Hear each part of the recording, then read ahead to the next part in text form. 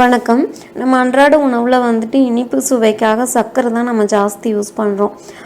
So நம்ம வந்து கருப்பட்டி அப்படிங்கிறத வந்துட்டு இப்போ நம்மளுக்கு எல்லா பக்கமே ஓரளவுக்கு கிடைக்க தான் செய்யுது. கருப்பட்டியை யூஸ் பண்ணுறதுனால நம்மளுக்கு என்னென்ன பயன்கள், அதை வந்து எப்படியெல்லாம் யூஸ் பண்ணலாம் அப்படின்னு சொல்லிட்டு பார்க்கலாம்.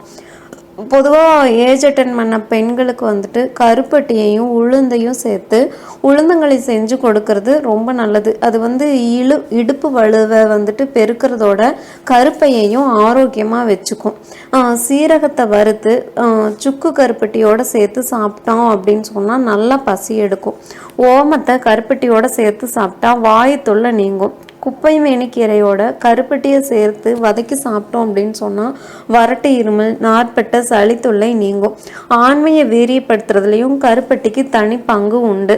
காப்பிக்கு பதிலாக, அதாவது காஃபியில் வந்துட்டு சர்க்கரைக்கு பதிலாக கருப்பட்டி போட்டு குடித்தோம் அப்படின்னு சொன்னால் உடம்புல சர்க்கரையோட அளவு ரொம்ப கட்டுப்பாடாக இருக்கும். சர்க்கரை நோயாளிகளும் கூட கருப்பட்டி காப்பி குடிக்கலாம். அதனால் அவங்களுக்கு வந்து சர்க்கரையோட அளவு ஜாஸ்தி ஆகாது. இதில் வந்து பார்த்திங்கன்னா சுண்ணாம்பு சத்தும் நோய் எதிர்ப்பு சக்தியும் அதிகமாக இருக்குது.